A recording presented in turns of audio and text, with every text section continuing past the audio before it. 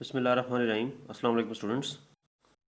Class 10th physics में आज हम चैप्टर नंबर 12 को डिस्कस करेंगे। चैप्टर नंबर 12 के शॉर्ट क्वेश्चंस को प्रीवियस लेक्चर में हम क्वेश्चन नंबर 11 को डिस्कस कर चुके हैं। सो फर्स्ट जो हमारा है चैप्टर आज मैथमेटिकल ऑप्टिक्स का है, चैप्टर नंबर 12। और इसके इम्पॉर्टेंट जो शॉर्ट क्वेश्चंस हैं जो आपके एग्ज़ाम पॉइंट ऑफ व्यू से बहुत ज़्यादा पूछे जाते हैं, ये आप लोगों ने करने हैं। तो आज हम ये चीज़ बता देते हैं। पहला जो आपका शॉर्ट क्वेश्चन है वो है ज्योमेट्रिकल ऑप्टिक्स। फिर उसके बाद आपका आता है डिफाइन ऑप्टिक्स। ये दोनों इंटरेस्टिंग इन्फॉर्मेशन में पड़े हैं। चैप्टर के मिड में जाके इंटरेस्टिंग इन्फॉर्मेशन में आप देखिएगा गौर से तो आपको मिल जाएंगे। ठीक, the study of behaviour of light is called optics and the branch of optics that focus on the creation of images called geometrical optics. उसके बाद आप, खैर हम तो पूरे चैप्टर को ही डिस्कस कर रहे हैं, लेकिन आप लोगों का जो भी है उसमें स्मार्ट सिलेबस में वो आप लोग देख लीजिएगा। टाइप्स ऑफ रिफ्लेक्शन आप लोगों ने करनी है और उसके बाद लॉज ऑफ रिफ्लेक्शन आप लोगों के बहुत ज़्यादा आते हैं। ठीक, उसके बाद आप लोगों ने एक चीज़ का यहाँ पर ख्याल करना है कि मिरर फार्मूला आप लोगों ने लाजमी करना है।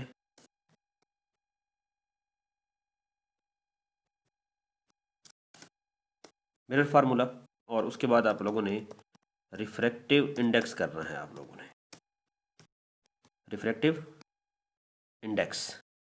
और स्टूडेंट्स, यहाँ रिफ्रैक्टिव इंडेक्स से एक क्वेश्चन आता है कि why refractive index has no unit.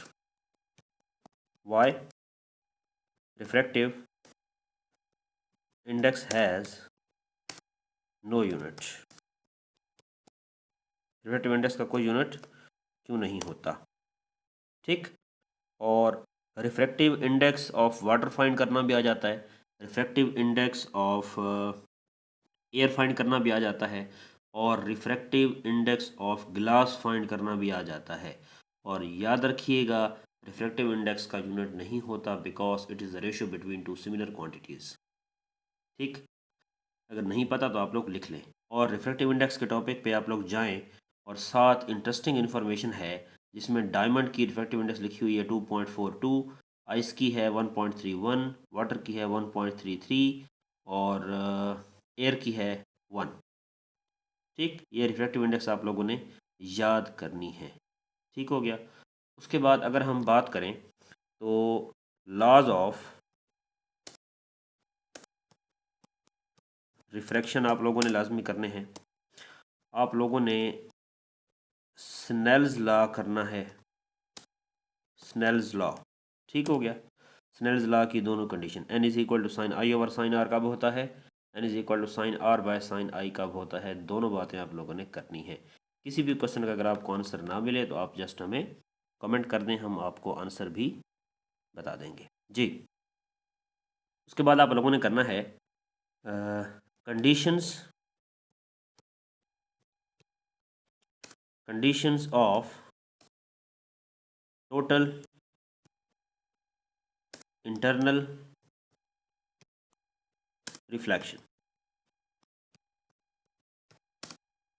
Condition of total internal reflection. और क्रिटिकल एंगल की डेफिनेशन कभी मिस मत कीजिएगा,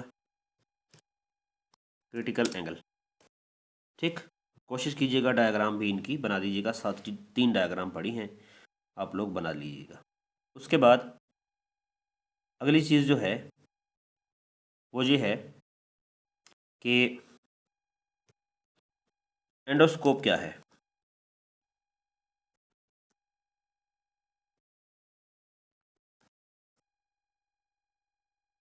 एंडोस्कोप,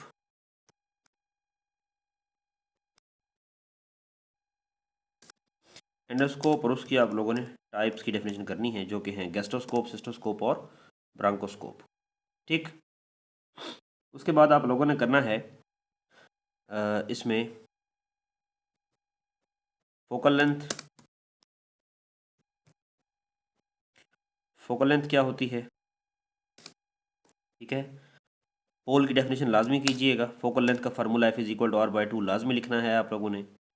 उसके बाद कन्वेक्स और कनकेव मिरर का आप लोगों को पता होना चाहिए, और दोनों की डेफिनेशन भी आप लोगों को आनी चाहिए। उसके बाद कन्वेक्स और कनकेव लेंस का भी आप लोगों को पता होना चाहिए। ठीक, फिर उसके बाद आगे जाएं तो जी, तो उसके बाद आगे चलें तो यूजेस ऑफ लेंस और प्रिंसिपल फोकस आप लोगों का बहुत ज़्यादा आता है। और उसके बाद आप लोगों ने ऑप्टिकल सेंटर करना है, ऑप्टिकल सेंटर की डेफिनेशन। ठीक, और कनकेव और कन्वेक्स लेंस का भी आपको पता होना चाहिए। हम यहीं डैश डाल देते हैं, कनकेव और कन्वेक्स मिरर, और आप लोगों ने लेंस भी करना है। ठीक हो गया स्टूडेंट्स? स्टूडेंट्स, उम्मीद है कि आपको इन सारे शॉर्ट क्वेश्चंस की क्लियरली समझ आ गई होगी। इस चैप्टर का अच्छा खासा पोर्शन शॉर्ट क्वेश्चन में भी लगता है, और इसमें से आपकी थ्योरी नहीं लेकिन आपको न्यूमेरिकल लाजमी इसमें से आता है। ठीक स्टूडेंट, नेक्स्ट लेक्चर में इंशाल्लाह हम इलेक्ट्रोस्टैटिक्स के चैप्टर को डिस्कस करेंगे। तब तक के लिए इजाज़त। अल्लाह हाफ़िज़।